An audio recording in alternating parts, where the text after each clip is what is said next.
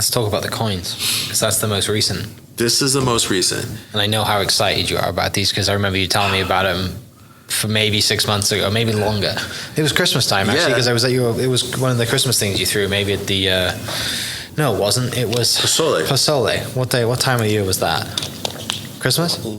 November? Yeah, close November. to it. Yeah, late November. There we go. Was it late November? Or Maybe. mid-November? Yeah. It was right when we get back. My partner's here. Cally's here. All that. That's its own other episode. That is. But so APMEX. Yeah. APMEX is one of these. APMEX has been around for 21 years in Oklahoma City. It's based here. It's from here. The CEO or the founders from here, and rightfully they've stayed very quiet because of what they do. And now they're beginning to become more public about their presence in Oklahoma City. They occupy the old Federal Reserve building downtown, which is across the street from my studio. Okay. And about a year ago, I get this call, early one morning that, Mr. Smalling, we would like to, explore the possibility of collaborating with you. And so I said, well, it's really early in the morning. Have you had coffee yet? And they're like, no. And I said, well, obviously you're across the street from me. You know where I live and where I work. Yeah, why don't you just come over? And so when they came in, the first conversation was, first thing it said was, Mr. Smalling, we would like to be affiliated with your brand. To which I said I wasn't aware I had one. And it just was, it was a very interesting experience because, and I'm in an interesting, good way, because when I'm collaborating with projects or industry or a product that have no reference to the method and the processes, I realize that I'm actually the impediment at first because I'm the novice, and I'm being granted a lot of grace because I am the novice, because I want to know, because I always come in with the expectation, being me, that this is not going to be a one-time thing. I want to keep at this. And so the one-line method is actually an asset to the design process. And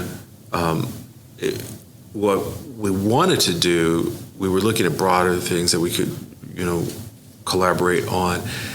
And I thought, let's do something, have a component of it that says, as a statement, that we're both from Oklahoma City.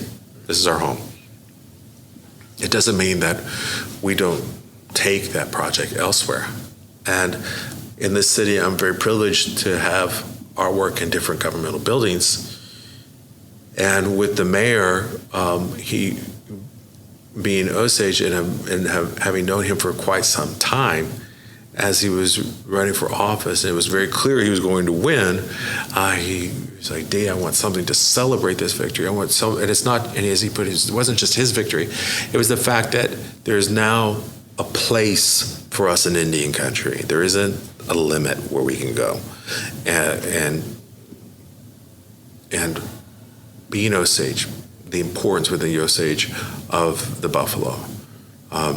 And the beauty of the municipal building here in Oklahoma City is that Art Deco mixture at a period of time in which the designers were looking for a native-esque motif.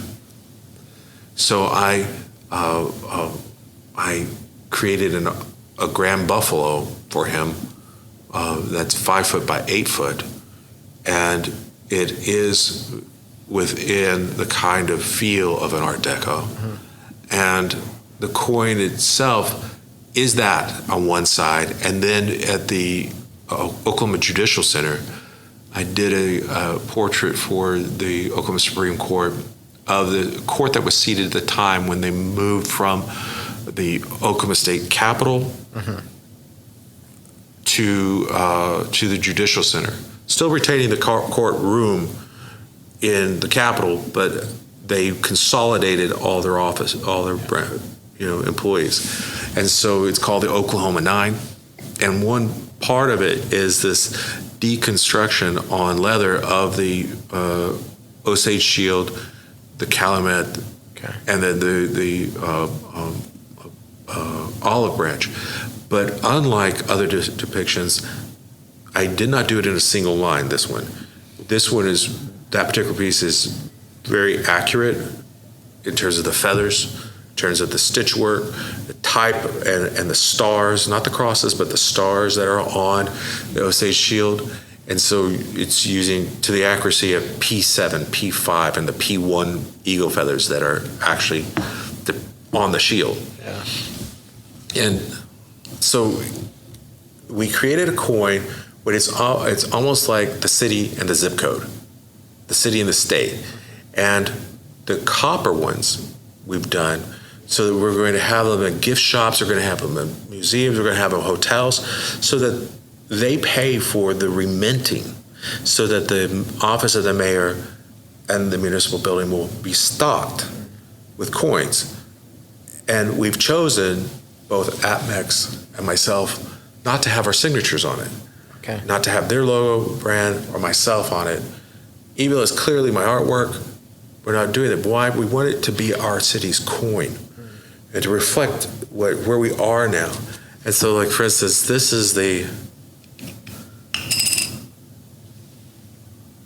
coin, copper.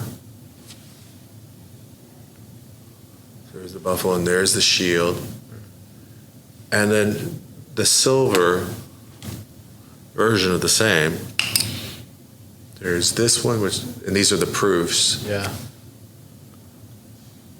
And there's also one that's limited that will have coloration on it. It's beautiful. And then this is what we have at the mayor's office now.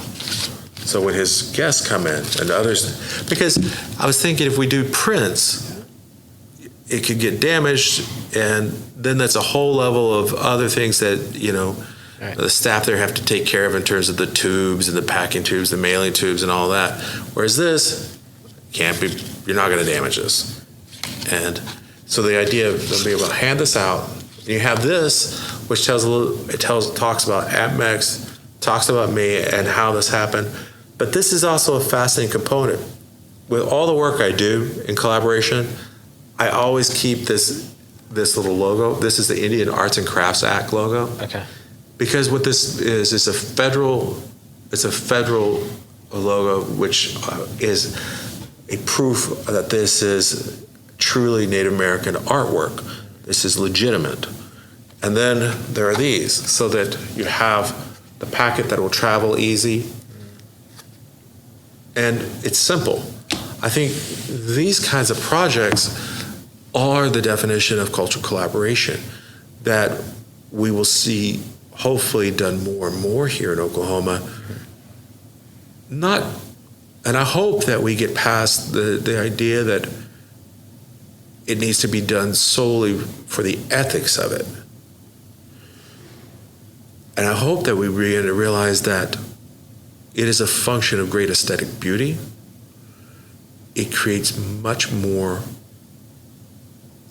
The options become multitudinous, and we're able to, in a creative way, deal with a very difficult past, because the past of Oklahoma is difficult.